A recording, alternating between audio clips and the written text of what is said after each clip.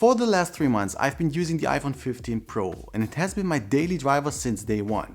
Okay, I had a look on the Pixel 8 Pro and other devices, but I find myself getting back to the iPhone because it's still so good. But now we're 3 months in and this makes me wonder, is it still the best iPhone you can get? Let's find out.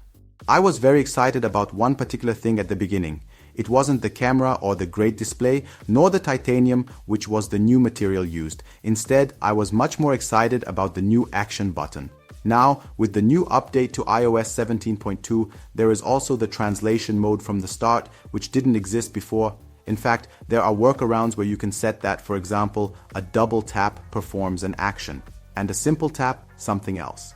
The Actions app will help you with this. I won't go into that any further, but if you're interested, feel free to write me in the comments and I'll make my own video about it. What's even more impressive are things like the display and the software. The screen on the iPhone is simply extremely bright and sharp, and even though there are some great Android devices like the Pixel 8 Pro, I'm still impressed with the iPhone because of the pixel density and the colors. In addition, there is now a fast USB-C connection, great cameras, and a very solid battery. Now, especially after all the hype when there are new smartphones, this argument is all the more important because although I wear my Apple Watch every day and always have Bluetooth switched on the iPhone, the battery lasts a good 2 days. I'm just kidding.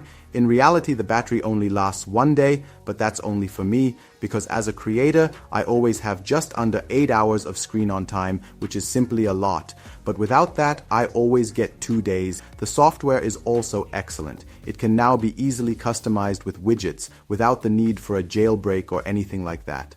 If you want to see how to beautify the iPhone, write to me and I'll make a video about it. I've been using iPhones for 7 years, and I have to say that iOS has never been as stable as it is now. I can't remember the last time the iPhone got stuck or an app wouldn't start. Everything just runs very smooth, just like clockwork. The new frame also feels like this. That didn't really mean anything to me when I bought it because I always use different cases, but from time to time I also like to simply use the device without a protective cover.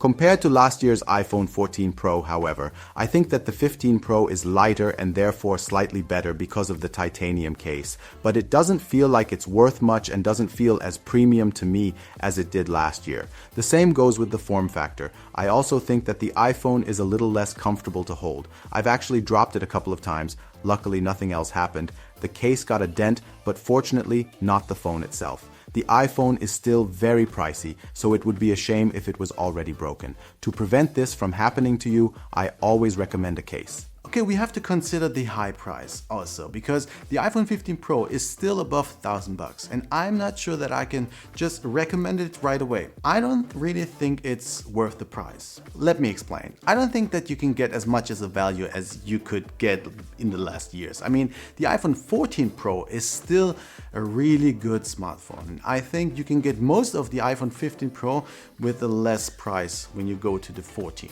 But if you're using the action button or if you really like to use the Cine mode in 4K, then you have to get the iPhone 15 Pro.